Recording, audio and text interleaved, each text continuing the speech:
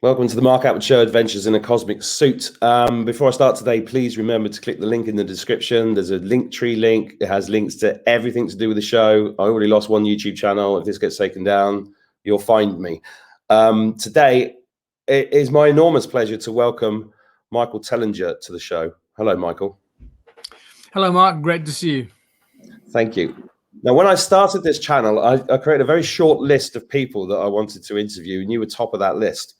And I thought, I can't ask him yet because I've not got a big enough audience. And as I was getting bigger, my channel got taken down. I had to start from scratch again back in April. So, it's an amazing pleasure to welcome you on here. And for people watching this who may not have heard of Michael, Michael's basically one of my heroes because although I started working out what was going, I knew the world was going wrong 30 years ago when I'd left the Air Force and I read the Protocols of the Elders of Zion. Anybody who's watched my channel will know that journey. So I was very deeply into all the conspiracy stuff and trying to work it out. But it was only when I started watching your work, Michael, that I started going, it all links to the part. What? There's a whole big picture that you taught me, and I want to thank you personally for that, because so many things that I got from you, such as gold, serpents, and slavery, all mentioned everywhere in all the text. That picture of you next to the footprint in the granite, which I put in one of my poems, which proves beyond doubt that giants were here. Adam's calendar, the stones that ring like bells, the Ubuntu movement and philosophy, fighting the banks and standing for president, and one small town. It's just extraordinary what you've contributed to the world. So I want to thank you for that personally, but also on behalf of everybody, because one day the whole world will know what you've done. So let's start with where we're at now. I mean, the last 18 months, I kind of think you knew this was coming, right? Yeah, Mark, look, it's a terrible situation that we're in, and it's very sad, in many ways, deeply disturbing that the majority of the world don't realize that the world has been cast into a totalitarian elite government control. All of us in all our countries, very few exceptions.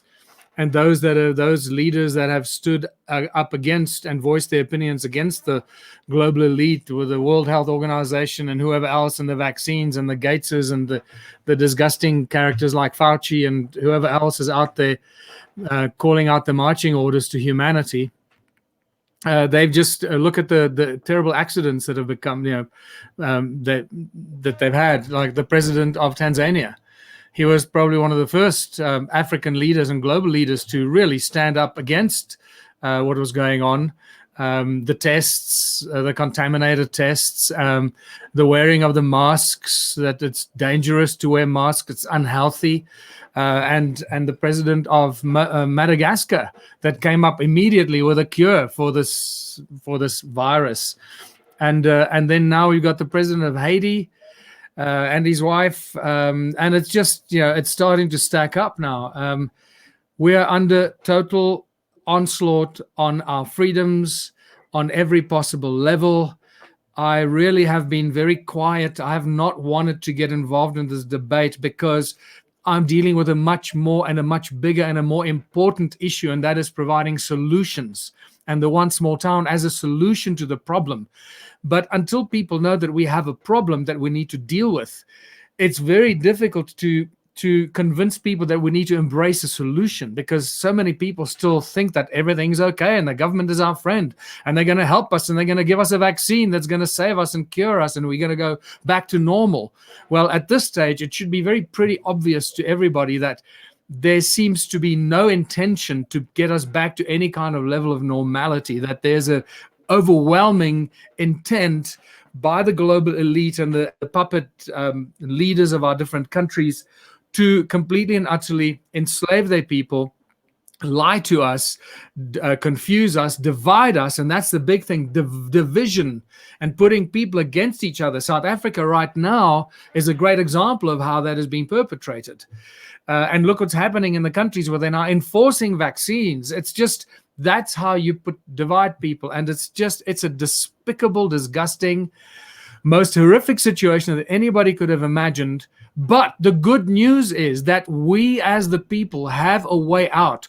Literally overnight, we can step out of this madness and start building the very solid foundation that will take us out of this totalitarian onslaught on all our liberties and build a foundation for a completely new reality, a whole new world that makes this current system obsolete.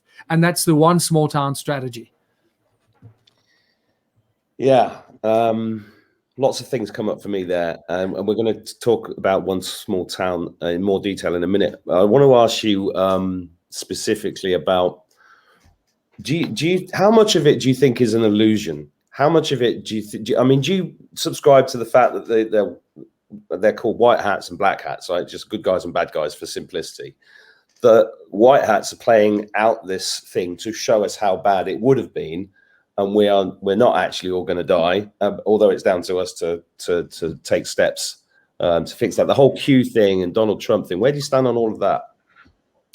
It's very, very confusing. It's incredibly confusing. And just when you think you found something that looks right and seems honorable and seems righteous and seems to be going in the right direction, suddenly some spanner gets thrown into the works and you realize that that's another deception. So clearly, I do believe that Donald Trump was cheated, that the Democrats and whoever controls the election outcomes absolutely cheated and enforced this whole new puppet that is in charge of the USA. It's just despicable, and it's like a bunch of clowns up there. It's crazy. It's worse in South Africa right now. We thought we had a bunch of clowns running our country, and well, they're not clowns. They are very strategically, calculatingly sociopaths put into position. But in the States, that's not even a sociopath. He's a clown. And now we deal with sociopaths and clowns in different countries, and it's a crazy game. So it's difficult to say with absolute certainty which is the right way. All I can tell you that the one small town can change the world is the right way. That is the way where the people take the power back immediately, take the power back into the control of the residents of the small towns. They use the tools of enslavement as tools of liberation. And by that statement, you need to realize how powerful this simple plan and simple model is. It is incredibly powerful. The moment people do that, we as the people take control not only of our towns, but across all the borders, in all the small towns across all the world. And the central government literally very, very quickly will become irrelevant. Yeah, well, that would be wonderful. So your journey to the concept of one small town, you were a musician and then you discovered all this stuff in South Africa, 3 cities hidden in the bush with bigger footprints than London, and Adam's calendar, and then the Stones. The past is a clue to the future, and the way of the past. And this is where you came across, you first discovered Ubuntu as an ancient philosophy in Africa which is basically, if it's not good for everybody, it's no good at all. Correct? Am I right? Yeah, very much so. Look, Mark, the big penny dropped for me while I was writing Slow Species of God. This is 2004. When I was looking back into human origins, human history, all the evidence and everything out there that led to my book, which has become a bit of a cult book at this stage. So that's where I discovered the true origins of money. To my shock and horror, I didn't expect that. So when I suddenly realized that money is not a consequence of thousands of years of bartering and trading and people and gold and the goldsmiths and all that, the way that we are told how money was created, it's an absolute lie. When I realized that money was a wholly evolved and complete philosophy and ideology of enslavement that was introduced as a whole some 6,000 years ago, or possibly even further back in time, into the world, to the people of the world, by the priest kings, these first priest kings that suddenly appeared out of the blue on earth and started to rule over the people with fierce weapons of mass destruction that the people couldn't resist. And this is why they listened to these kings, and this is why they became the royal bloodlines, with brutality and force, not because people voted them to be king, not because they suddenly miraculously, spontaneously became blue blood and suddenly, oh, these guys are our kings. Suddenly you realize that the royal bloodlines were introduced and forced onto humanity. And at this stage, it looks around 6,000 years ago, or maybe even further back, when I realized that money was a tool of enslavement, introduced as a fully evolved plan of action, and that the current financial and banking systems today work exactly the same way that those very, very earliest forms of money was issued from the earliest temples on clay tablets, little written clay tablets as promissory notes, and they started to be used as bills of exchange. I suddenly went, oh my God, this is it. This is a plan that's been introduced to humanity a long, long time ago. We're still using the same methodology in banking today. Nothing has changed, except we don't use clay tablets. We use paper and computers now. But the system and the way it works is exactly the same. And it's all about the control. It's not about the money. It's about the control by the global elite, the royal bloodlines that control humanity. And that's when I realized we need to find a different system.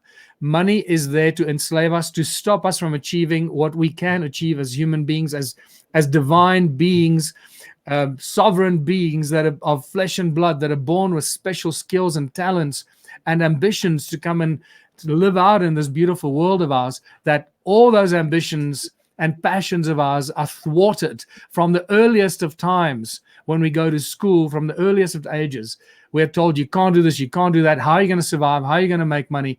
And money and survival, financial survival, is always put down as the first thing that you have to worry about. How are you going to survive? How are you going to retire? And all that crap. And that's where the one small town, well, that's where the Ubuntu movement was born. That's where the philosophy of contributionism was born already in 2005, where people contribute towards a greater benefit of everyone in their community, which is the same as the Ubuntu philosophy in Southern Africa. And that's what that led to the one small town philosophy after running in politics and running for president and running in 3 elections in South Africa, in the UK, in Australia, and almost in Canada and the USA, where I realized that you cannot beat them at their own game, because elections and politics is their tool. These are their tools. So you can use their tools, but you can't beat them using those tools. What you can do is take those tools and you create a different system with their tools that makes the system obsolete. And that's where the one small town theory came into being. And today it is embraced by thousands, if not millions of people around the world. We just need to reach the critical mass of people that are aware of one small town. And once we reach the critical mass, we'll create the 100 monkey syndrome, where suddenly everyone everywhere will be aware of one small town and how simple it is and how we can take back the liberties and our freedoms and the power to the people. And the power lies with the people, and small towns are the places where people know each other. They can interact very quickly. They can make plans very quickly together, united as a united front, and take control of this complete and utter desecration of all our rights. Yeah, well, I live in a small town here in the west of Ireland. I've wanted to put up saying the government's lying to you and stuff like that. But what I found with that is, like, I was in Belfast the other day, which is a town that has been divided as badly as anywhere in South Africa. And there were 10 people out demonstrating, and I went and chatted to them, and they recognized me, and I did a show with them. And I was just, they're gobsmacked, you know, because they come from the place which understands division, has seen government lies and everything else, and they just can't believe how few people are waking up. Because what people do is they double down. They seem to be doubling down, which is like mind-blowing to me. So, but having something positive to tell them about a way out and a better way of being, and if I understand it correctly, is the one small town thing still based around the free energy device that the mayor can take on? No, not at all. No. Okay. So let me be very clear. So anyone that hears this for the first time, please do yourself a huge favor, and everyone you know, go to the onesmalltown.org website. That's the Ubuntu Planet website. It's the same destination. Whether you put in ubuntuplanet.org or onesmalltown.org, it takes you to the same website, which is actually called ubuntucontributionism.org. Okay, but onesmalltown.org is easy to remember. So go to that website, watch all the videos, watch all the Q&As, the latest updates, the latest videos, so you get the latest plan of action, the latest philosophy. Because remember, we've been growing and evolving for 16 years.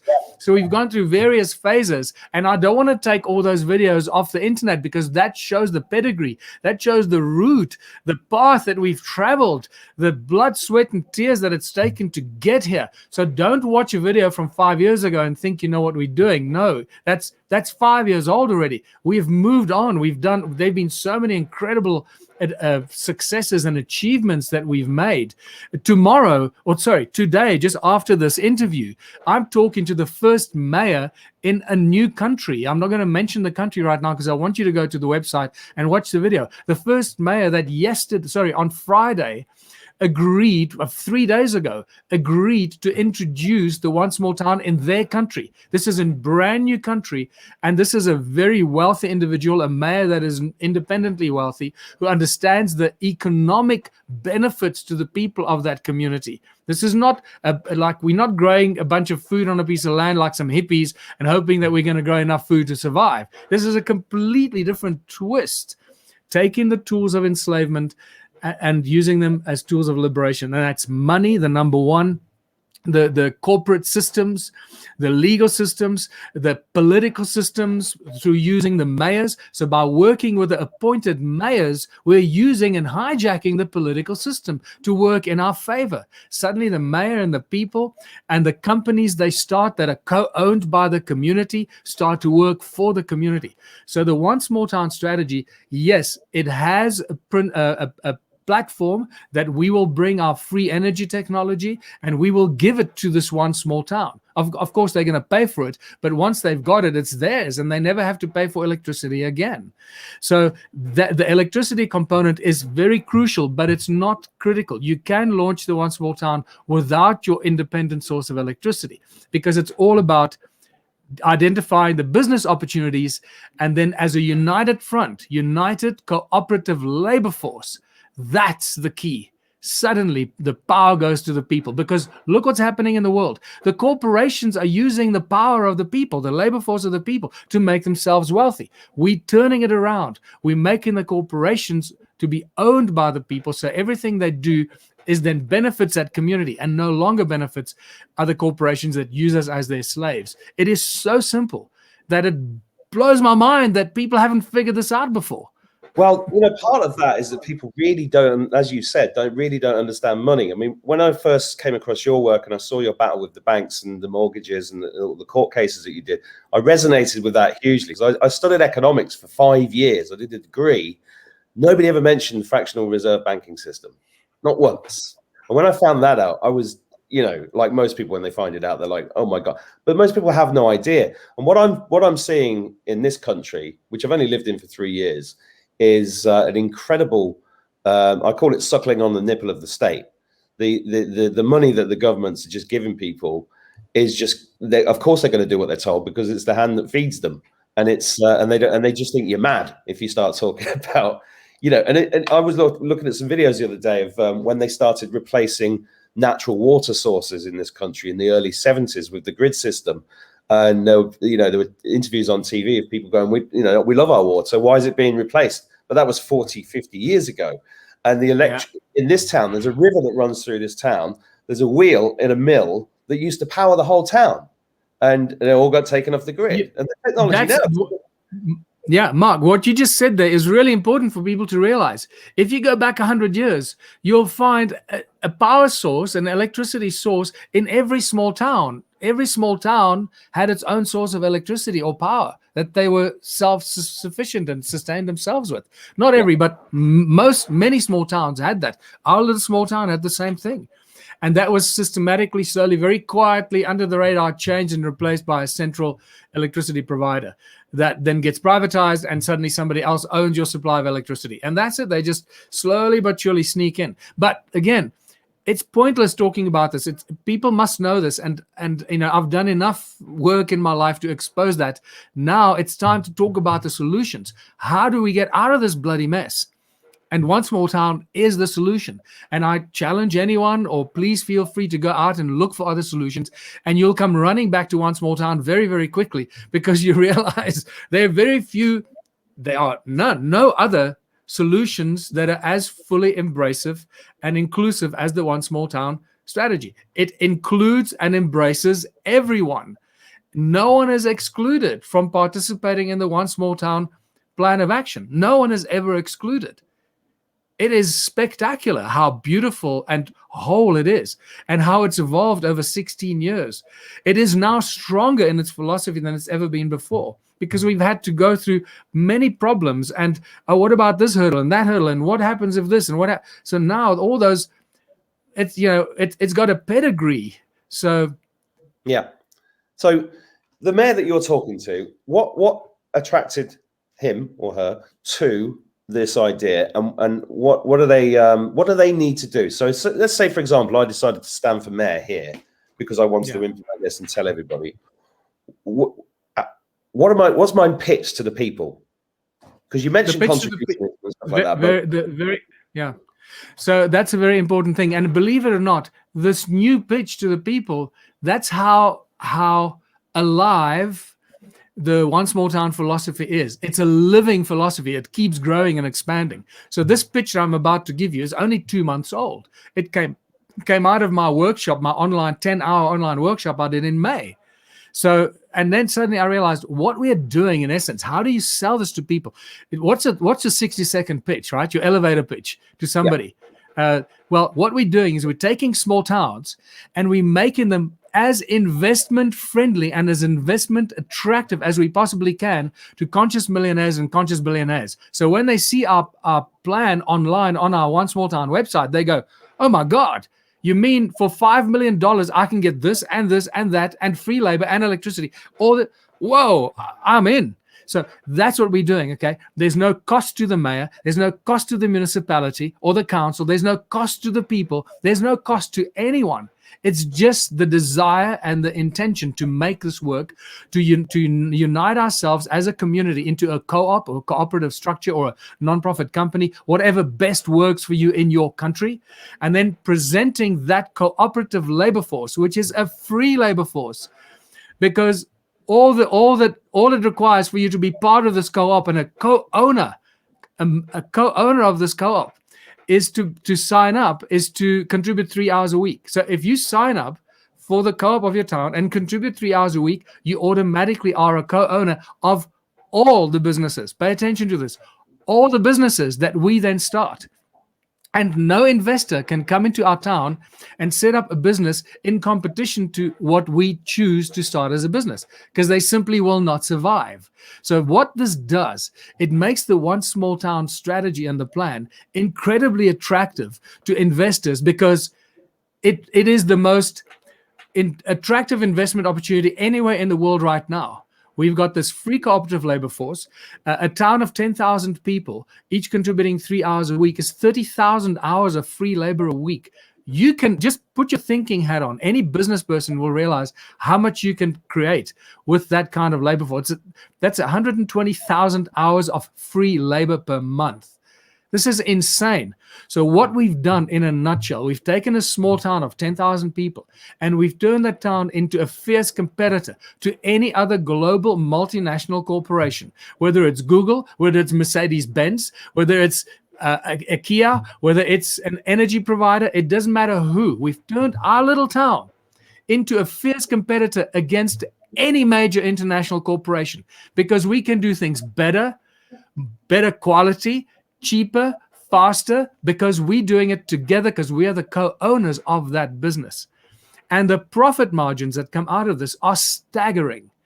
Far, far higher profit margins than a normal corporation that works on the capitalist principles, where you have to pay the laborers, and most of your costs goes into paying for services and paying for your labor. The labor costs are what kills companies today. That's why they're pushing automation all the time. So suddenly, a town of 10,000 people has the capacity to turn over, through its various businesses, $1 billion or more. It can go up to 20 billion. It all depends on how you stack what industries you go into per annum. That's what the possibility of one small town is. And guess what?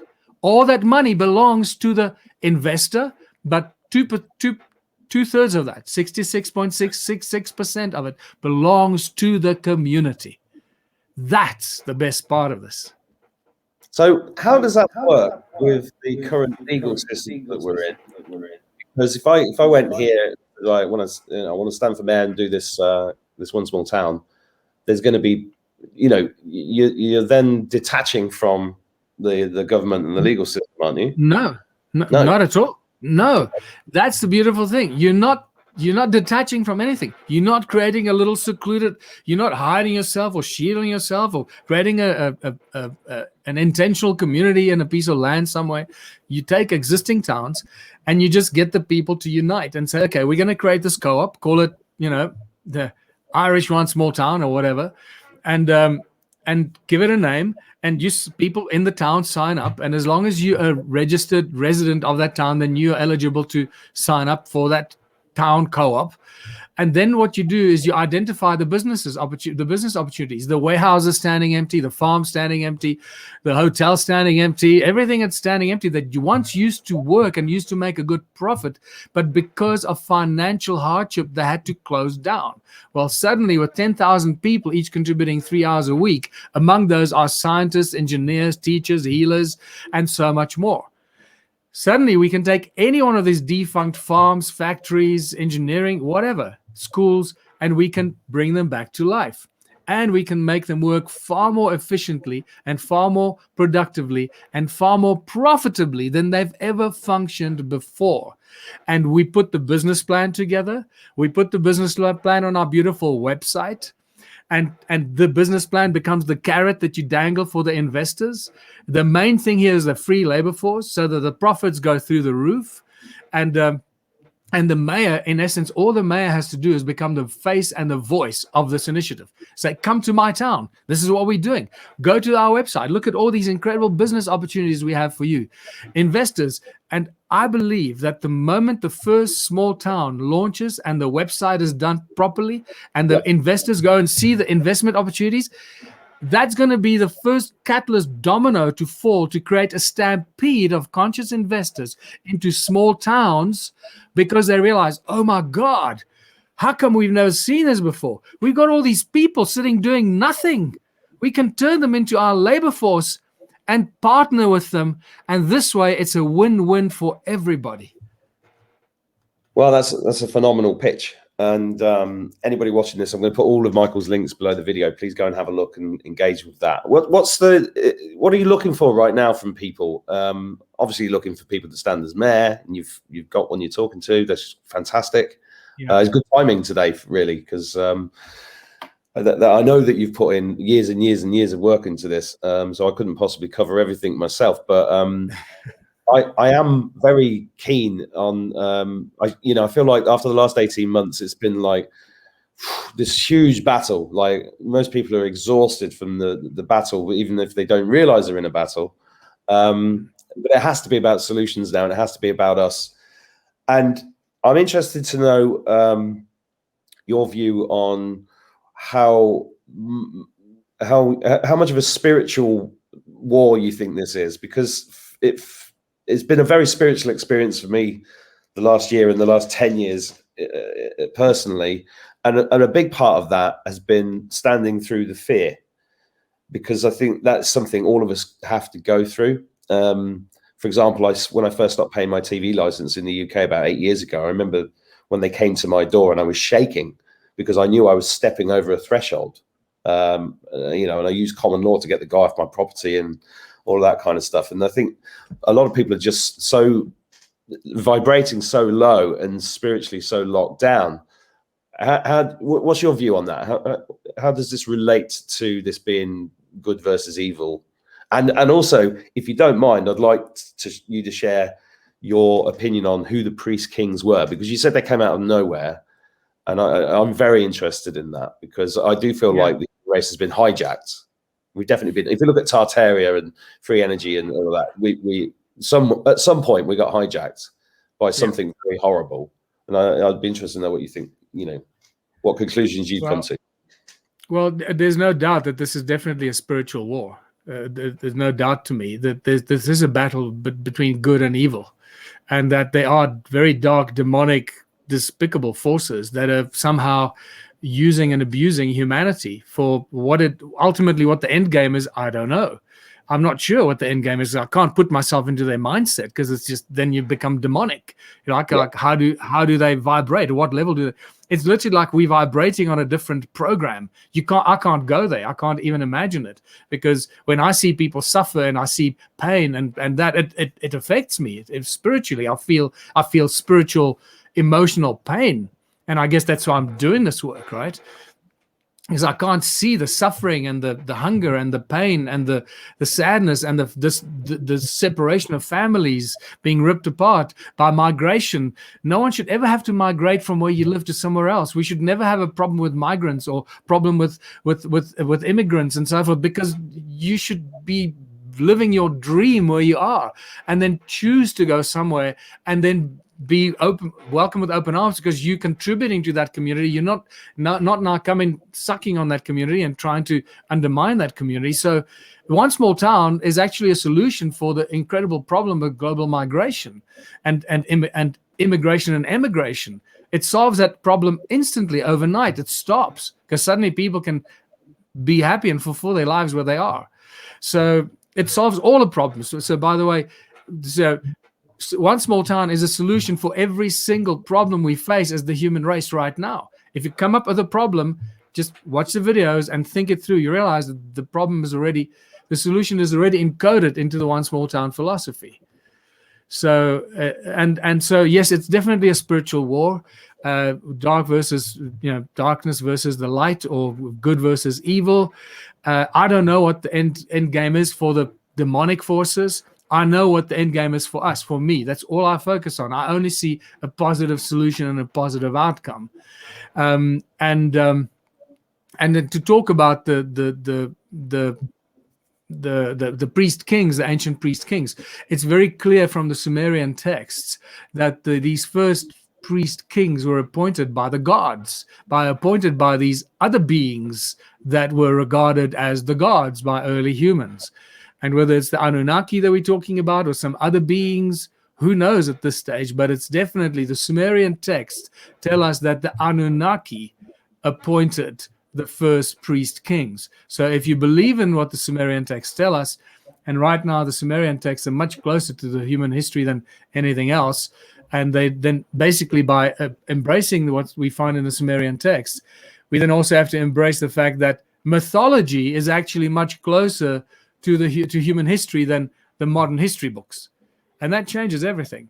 Yeah, it changed everything for me, and I started getting visions last year, really, really striking visions, and I saw a Minotaur that was more real than anything in this room, and I was like, oh, okay. And then I've seen a number of things since that's what I mean by it being a spiritual journey, because I can't ignore those things. I've seen spaceships, stars talk to me, trees are talking to me. It's all sounds like crazy stuff if you're not in that world, but I think the more people open up to it. I think you're absolutely right that once you've got one going, it's impossible to ignore, because it's not a theory anymore. What happens is that other mayors will see it and they'll go, wow, I can actually, there's a solution for me to get my town out of the crap that we're in. Yeah. So the conscious mayors will see it. The mayors with egos will see it and say, wow, this will be really good for my public image. So it's a win-win there in any case. Whether they do it for their public image, it's still going to benefit the community and the people. And then there's the people themselves, in the towns. If your mayor doesn't start doing this, because it's going to be all over social media, they're not going to be able to stop it. The mayor that implements this, the first mayor that implements this properly and systematically, the way that has been planned, is going to become the most visible public figure in the world, literally overnight, because no mayor has ever done this. Imagine a mayor that goes out there and tells the world and tells this country and tells these people, this is what we're doing. If you're a scientist, a healer, or a teacher, or an engineer, or you can create free energy or cure cancer, come to my town. We will build a business around you and save the world. It's like, one of the problems I'm seeing is that almost every small town that I go to has the usual pyramidical Masonic structure. There's a small group of people that are usually at the top of the tree within a town who control the Chamber of Commerce, control the politicians, control where the money goes. And in this country in particular, but I know this has happened all over the place, the EU took over this country 10 years ago when Ireland gave up its sovereignty. And they do it by conning people. So they build some new roads. In this town in particular, they've had meetings and funding come in to turn it into a smart city. It's a town with 3,000 people in. It doesn't need to be a fucking smart city. And the way they do it is they say, well, if you help us implement this, we're going to give you this much funding to do up this street, to turn this whole building that used to be a hotel into something pretty that's useless. And they're all taking backhanders. And how do you get past that corruption on the local scale with something like the EU, a monster? That's very important that you ask that, because now you've asked a frequently asked question, and I'm going to show you how simple the answers are. And the answers to any problem you come up with, any possible problem you can imagine. I've dealt with thousands and thousands of them over 16 years. I can almost anticipate what the next question is going to be that people ask. You know, it's incredible how equally wired or poisoned we are in this current system, because we ask the same questions as potential problems or hurdles. Oh, it will never work because of this. Oh, really? Well, here's a solution. Oh, okay. So remember, you're not dependent on the mayor. The mayor has nothing to do with it. The mayor can choose to support the community or to oppose the community. Remember, we're using the tools of enslavement as tools of liberation. One of the tools of enslavement is business and corporate structures. We have turned our town into a powerful entity by everybody being part of the one company now, or one cooperative company or nonprofit company that consists of all the residents of the town. That's a very powerful business that suddenly can start anything, to do anything we choose to. So whether the mayor joins us or not, we as the people can create our own website. We can promote our own co-op, give it a name. You know, what town do you live in? What's the name of your town? I don't like mentioning it.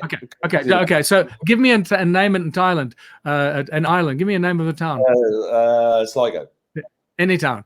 Okay. And call it that co-op. And then what you do is you then create your website. You go out, and the people in your community, you choose the smartest business people, business strategists. You write the business plans. You have think tanks, creative think tanks, the way that businesses have and ad agencies have, to come up to identify the best businesses that we can start. And now you can think out the box. You don't have to just start businesses that are obvious. You now have a labor force of 5,000 people or whatever it is. So you can start labor-intensive businesses, factories and packaging and shipping and distribution and warehousing and fulfillment and phone companies and anything that requires huge amounts of people that normally cost a lot of money.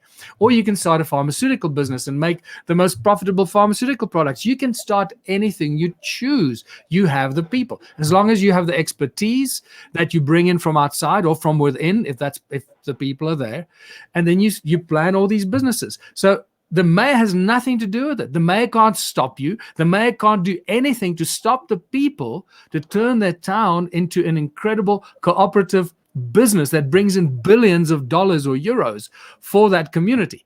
And the moment the money flows and the people have all this money, they can then dictate to the mayor what he or she should do. Otherwise, remember, money talks, bullshit walks. That's why we use the tools of enslavement as tools of liberation.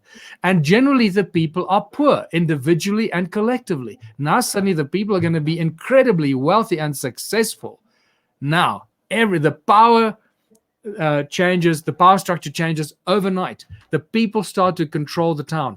And if the mayor knows what's good for him or her, will join the community and support it and stand there as the leader of this initiative, rather than being seen as opposing the community. You see how beautifully that, in a way, it forces the mayor to cooperate. Well, I've been an entrepreneur for 30 years, and I've written books on marketing. This town doesn't realize how useful I could be to it. And what I've learned from this is I need to go back and do a bit more homework and look at all your FAQs. I know that you've got an important meeting to go to, and I think you've said it perfectly there. And I think anybody watching this, go to the links, go to Michael's links, and take a serious look at it, because it's time now. It feels very much like now is the time we the people start taking the power. And thanks for quoting Billy Crystal in Spinal Tap. Not many people know that quote. I don't even know what I said, but I'll take your word for it. When he talks, bullshit walks. It's when he's right. Yes. The right. Yeah. I'm a bit so yeah, Mark, thanks very much. And again, it's up to us. It's up to the people. We are the ones we've been waiting for. If we don't get off the fence and do something, nothing's going to happen. And we don't have to do a lot. We just have to be smart and recognize that we have the power collectively. We, the people, have the power. We're the 99%.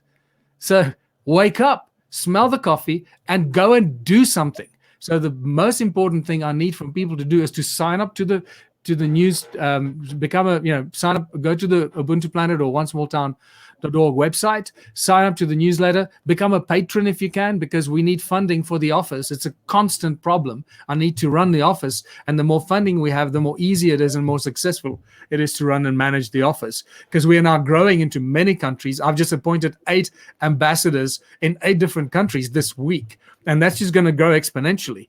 So that all takes time and money. The internet, the websites, everything takes time and money to run. Yeah. So please go and become a patron of One Small Town if you can, and then go and follow the clues, follow the steps that I suggest. Okay, start a meetup group, share the message of One Small Town with the people in your community, get a group of 100 or 200 people going. It can happen very quickly, literally in 3 or 4 weeks. You can have a support group of like-minded people of 100 or 200 people very, very quickly in a month. Now suddenly you got a strong voice of 200 people that can go out and tell 10 people each, and suddenly you have 2,000 people that know about this. In a small town, that can change the balance of power literally overnight. Yeah, I've often used the analogy that society is like a petri dish in a biology class in school, and it's all one color, and you introduce a new bacteria, and then suddenly the whole thing changes. It's like, looks like nothing's happening, then the whole thing changes instantaneously. So thank you very much for sharing that. Good luck with this new mayor, and hopefully I'll speak to you again sometime in the future. Thank you, Michael Tellinger. Really appreciate it. Thank you, Mark.